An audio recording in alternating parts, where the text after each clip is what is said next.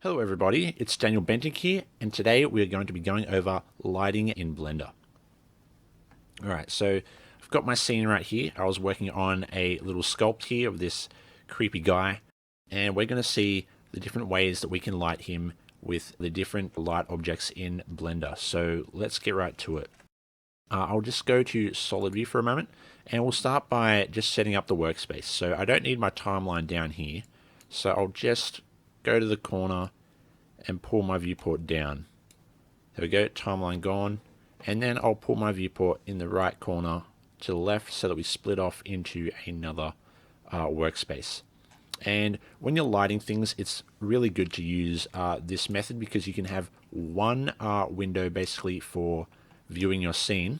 And we'll just turn on our overlay. So there we go. Now we can see our grid and our objects. See all our lights around now. And that's great. So we can basically just edit our lighting and see our scene in our left window here through our camera view. And just in case you didn't know, numpad 0 snaps to your current camera. So there we go. We're looking through our camera view. We'll go back to render view for this window. And that's great. So now we can just update and see all the changes that happen. Alright.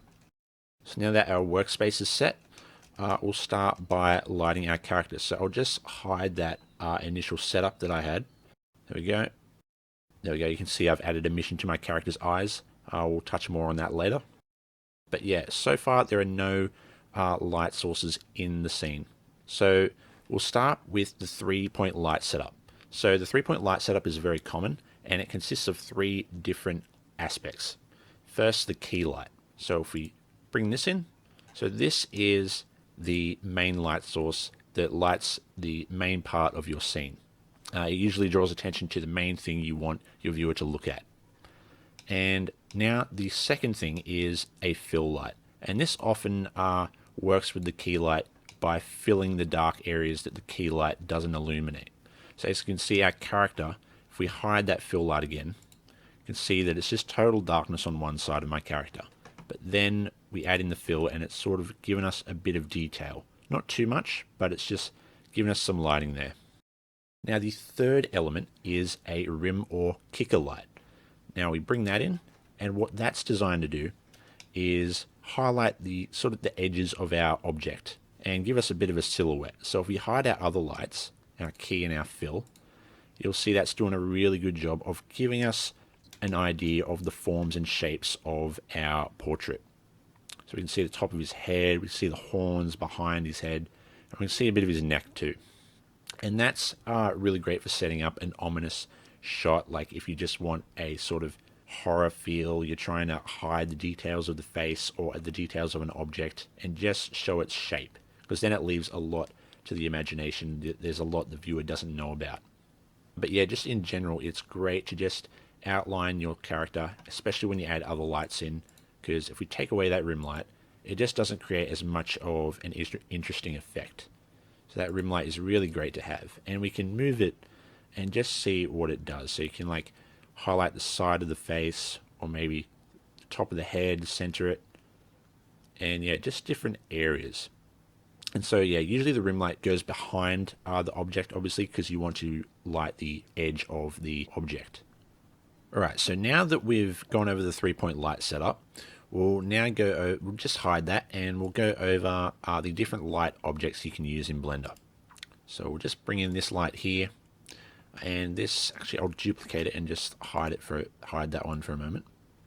There we go, so we've got a point light here, and yeah, if we go to our light properties, which appears when you have a light object selected, so it's just here, we've got all these different settings. And at the top, you've got all the different types of lights. So starting with point. Point is the most common kind of light, and it just sort of emits light from a point, as in the name. And the interesting thing about this is you can actually change the radius here, and it sort of becomes a bit of a ball light. And the great thing about that is that with bigger light sources, you actually get softer shadows. So if you look at our character now, so you see the shadow where his nose is casting is getting softer. But then if we go really small again, we get these really hard defined shadows. And that just all depends on the size relative to the scene. And so that also happens when you pull the light away, and it sort of, if we turn up the intensity, and it just becomes smaller because it's further away relative to the scene. So just to keep it simple, larger lights will cause softer shadows, but if you make a light further away, it will also appear to make sharper shadows on your scene. Alright, so we'll just undo all that.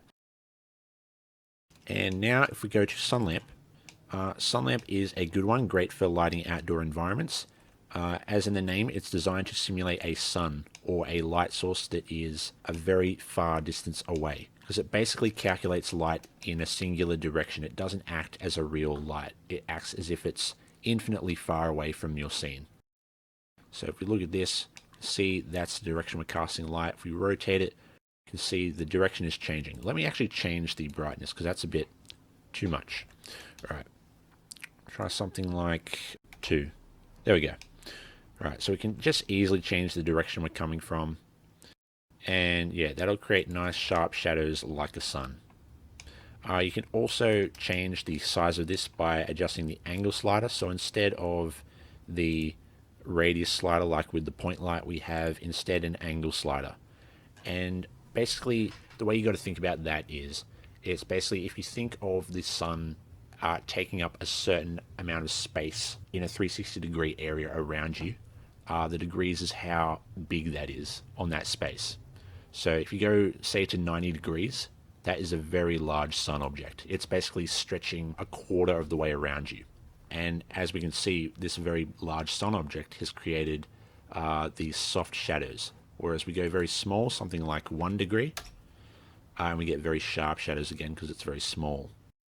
Alright, the other thing to keep in mind when you're using EEVEE, you also have a specular slider for your lights. So if we just tone this down, you'll see that the actual specular highlights and reflections disappear. And that can be useful for when you're trying to eliminate that effect for whatever reason.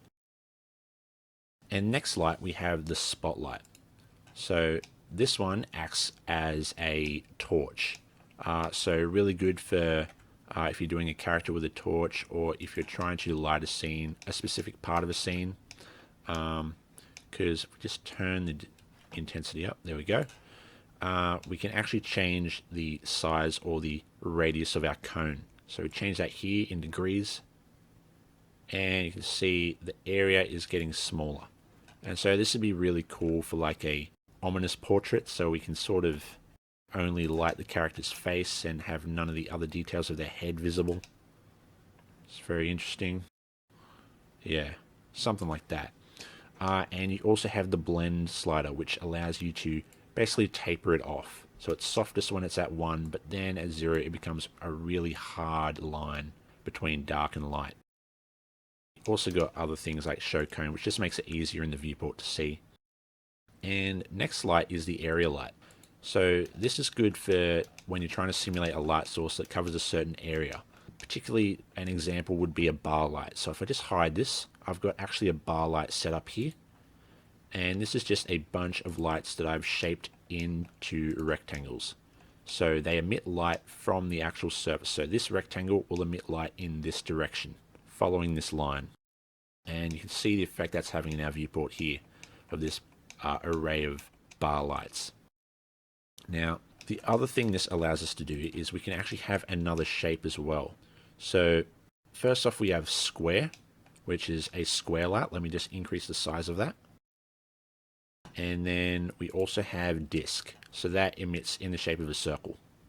Pretty simple, but the more advanced versions are the rectangle, like we saw before, and also the ellipse. And these just allow us to change the X and Y scale just as more options of shapes for our light sources.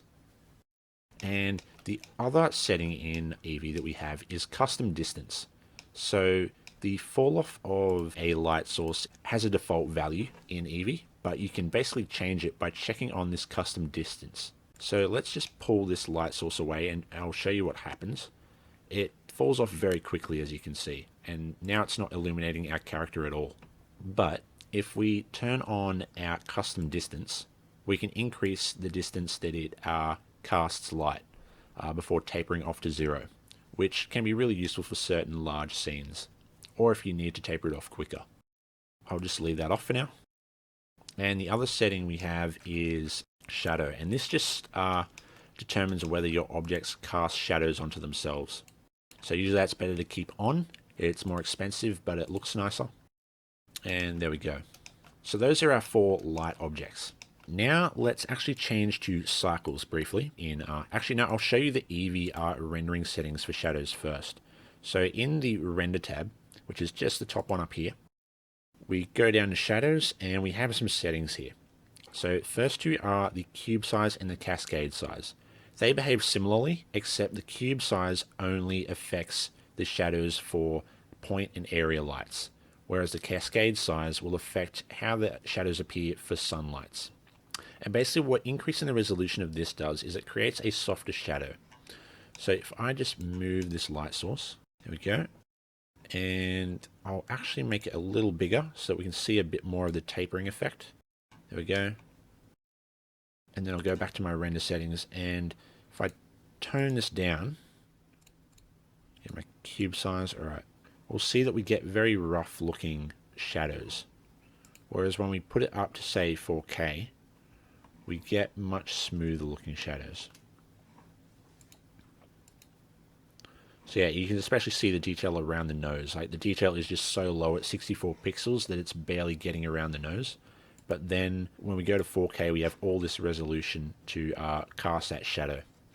And that's really great when you go up to that detail. But of course it does cost more the higher resolution you go.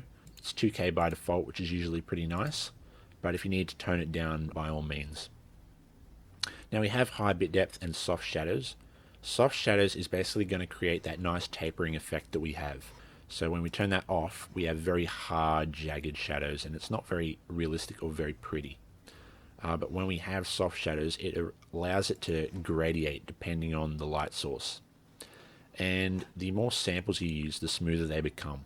So if we go to a very low number of samples in our viewport, let's say 1, yeah, you'll see that the soft shadows aren't really working. They need, and you can see with the second sample, we've got another layer there. So that second layer has appeared, and then a third one, and so on. We get more banding, until it becomes not noticeable if you go high enough. And that just allows us to have clearer shadows based on your render samples. So we'll put that back up. That way we get very nice, smooth shadows. And then we also have high bit depth, which is just going to allow you to use 32-bit shadows, which are more detailed. Alright, so those are our shadow settings for EEVEE. Now I'll just change to cycles. Alright, just taking a moment. I'll go to my light settings, because some of those settings will have changed now that we're in cycles. So with this point light selected, we'll see that there are a couple of different checkboxes now. So we've got cast shadow, similar to the one we had in EEVEE.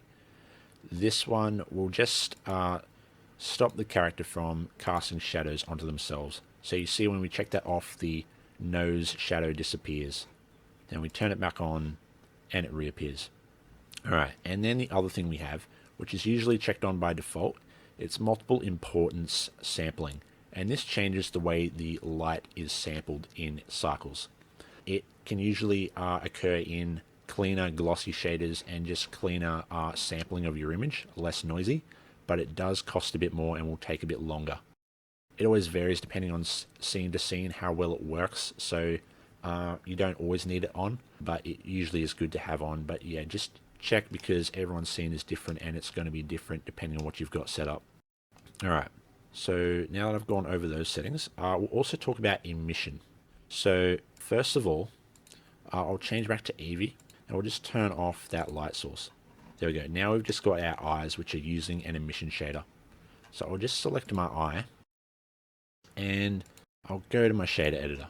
So I've got basically a mask that allows me to light my iris area with an emission shader, which looks really cool. And the bit of light you're seeing actually isn't light being cast onto the object, because EEVEE can't do that. Emission shaders do not cast any light in EEVEE.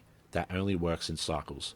But what you are seeing is the screen space reflections. So if we turn that off, you'll see that, oh whoops, So that also turns off my glass, which my eye is using, so that disappears. There's no way to turn one off, but anyway, just turn that off. But along with our eye, so do our reflections disappear. So yeah, that's basically what that is. It's just the reflection of the eye on the skin. But if you wanted to, you could absolutely, to add more realism, you could add a light source. We'll go back to my viewport here. I'll add a point light just with Shift A, and then find our point light here. There we go. Now we'll move it forward on the y-axis, and I'll move it to be in the place of my eye. Alright, let me just scale this about to the size of my iris. Let me just go into render view again. There we go. See it there, it's very bright. We'll change that in a moment. Move it to about in front of the eye. There we go. And now we'll go to something like maybe 50 milliwatts or less. And we'll go a custom distance as well, just so that it reaches a bit further. There we go. Alright, and we'll duplicate that, move it on the x-axis, bring it to our other eye as well, and we'll color it yellow, like the eye.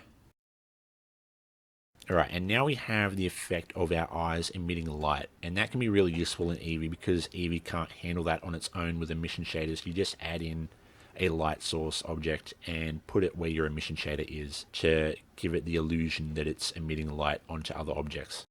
Alright, but of course in Cycles we don't need to do that, so I'll just hide them for a moment. We'll go quickly flip over to Cycles. Right, and you can see it's sampling some of the light that's being emitted onto the nose bridge, which is really cool. And just so that you see the effect a little more, I'll go back to my shader editor, find my eye, and then I'll just adjust my multiplier, which I created for my emission strength. So if we go up, yeah, and you'll see, yeah, it's definitely sampling more light now. Now, using emission shaders as lights in Cycles can be very costly. As you can see, it's creating a very noisy image that would take quite a while to clear up. So it's not always the best idea. There is a hack for it, which I might go over in another video. But yeah, that's just something to keep in mind, is that it will put up your render times usually. Alright, so that's how you can use emission as lights. And we'll also get another example, just because that eye example's very specific. But I'll just add in a sphere. Go scale that down, and we'll give it a new shader. And I'll choose, instead of the principled, we'll just choose emission. Very simple, don't even need to go to the node editor. Alright, we'll put the brightness up, and then we'll see how that affects it. Alright, and you can see how it's lighting our scene. So yeah, it's doing a reasonably good job. But yeah, like I said, the fake light sources, the light objects do work quicker. The emission, if you use real lights using emission shaders, it will take longer in Cycles. Alright, anyway, let's just delete that.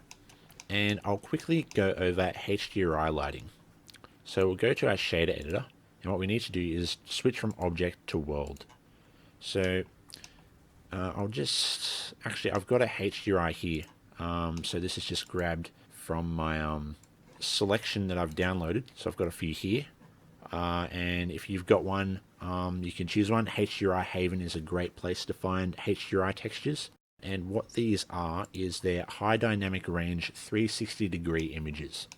And what that basically allows them to do is wrap around your world space. So world space is all around the scene. So if we go into render view, yeah, we can see now that we've plugged that into my background shader, it is working. And so basically you just need your texture coordinate generated is fine. Got your mapping node, and you plug that into the texture, and you'd want to add in a environment texture. So that's, there it is there. And that's the node that I've used to put my texture in here. And it needs to be set to equirectangular so that it works properly. And that will just allow it to appear as it does here in my scene. Alright, and we can change the strength, make it brighter if we want, or make it darker. There's a whole bunch of manipulations you can use with the different nodes available, but we won't go over that at the moment. We'll just leave it at default. And the great thing about HDRIs is to actually work properly, they are basically high dynamic range images. So formats like PNG and JPEG, they actually compress images down into a range of 0 and 1. And the issue with that is that you end up getting a very flat range of values. And those values are what are used in an environment light like this one to light the scene. But the problem is if you only have a value of 0 and 1, you end up getting very flat lighting, and it's not realistic at all. But with a high dynamic range image like, say, a EXR format or a HDR format, that allows you to have higher bit depth images for higher values that are higher than 1. So that's really great, and you can see it working here. Like, we've got the sunlight outside, and that is producing much greater light than the other side of our HDRI, which is just the inside of a room lit with normal house lights. It's really great for basically PBR or realistic rendering, because it allows you to get a realistic environment and cast realistic lighting into your scene, onto your objects, and also get the reflections from the environment. So if I just go to my eye shader, and I'll just go back to object, I'll quickly just turn off my emission. And so if we go close up, you'll be able to see, we can see the reflection of our HDRI, which is really great. So that's a really easy way to get reflections. I apologize for the sounds outside. Someone's mowing or using a leaf blower. Apologize for that. But yeah, even in EEVEE, these reflections work. So reflections don't work from object to object in EEVEE, but reflections from a HDRI will show up. So that's just a reason why it's really great to light your objects with a HDRI, especially in a real-time engine like EEVEE. Alright, but now we'll just hide that, and I'll use just normal light objects to light my object. So unplug that, there we go. Now I'll bring this light source back. And yeah, there's a whole bunch of different ways you can light your object. So I'll just go back to the 3D view. And we'll use this light, make it smaller. There we go. Alright. So yeah, there's a whole bunch of different ways. You can move the light up. And often what moving the light above or below your character does is it basically hides certain details from the viewer. So it creates a more ominous, horror-like feel. You can see you've sort of got that campfire, scary story look when you put it below the character. And when you put it above, it sort of hides the eye sockets and makes them unknown. So yeah, very interesting how you can affect an object with just lighting alone. Lighting is so important. I'd argue it's more important than the texturing on your character. You can get a whole bunch of average looking assets and make it look awesome with some good lighting. Alright, so yeah, you can see we're getting some very interesting looks. Like, we put the light lower, and the interesting thing is humans are very good at understanding how things are supposed to look, or normal situations. And in most normal situations, light actually comes from above us, because, you know, it comes from the sun, it comes from the lights in our house, which are usually above our head. So that's why light from above looks very natural and it looks more normal. Whereas you put it below, it starts to look a bit weird and a bit creepy, because we're not used to it. So you can create some very interesting looks by putting lights below your objects. And again, putting it behind creates that rim effect, which looks great. Again, we can't see anything. If we had the eyes glowing, that would look really cool. But yeah, I'll just start with maybe a light there, and we'll color it red. There we go. The other important thing to remember too is usually you want to complement your light colors. I mean, of course, it depends on your scene. You know, you might need to use specific colors of light depending on what's in your scene. But it can be nice to use, say, a cold rim light and a cold fill light with a warm key light, or vice versa. Color temperature is really important in changing the feel of your scene. Let's make this one a blue light. And then we'll just use a rim light very quickly. I'm just trying to set this up reasonably quickly, just so you guys get an idea. I'll make it more pale, more purple actually. Find something that feels right. I might go for something slightly warmer. There we go. And I'll actually, I'll move that there, and I'll duplicate it and have another one. Maybe move this one a bit down. That way we get more of a balance in our rim lighting. There we go, we get that nice light across his head and his horns.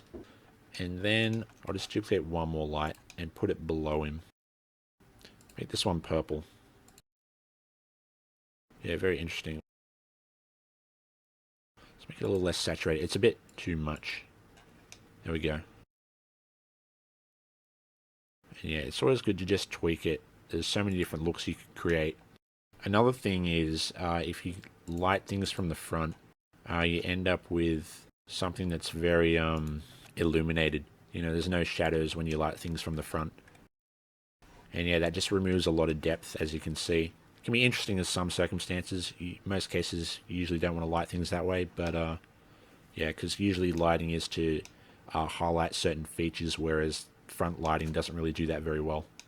But yeah, it's good to see what different angles create. I'll delete that. And yeah, I think I'll stick with that. And I'll just turn on his emission again. So go to my shade editor quickly and just tone that back up. There we go. Actually, yeah, there we go. Put it more below. That way we get that shadow happening on the nose bridge. And we'll just give that a render. Oops, sorry, we just got to hide all our stuff. So our other lights are set to render. Let me just change that. Just hide all of this. Hide my collections. There we go. Alright. Oh, whoops. Got to set this to render as well. Alright. And there we go. And there it is. So yeah, that's the end of this video. I showed you some different ways to light with HDRIs and the light objects, and even using emission shaders in Cycles. There's a bunch of different ways you can do it, and so many different combinations you can come up with to light your scene. You can totally change the look of a scene with your light color, your intensity, where you put your lights. Yeah, it's a really fun thing getting to the lighting stage. So I hope you enjoyed this video. Yeah, give it a like and subscribe if you enjoyed it. And yeah, see you guys in the next video. Bye.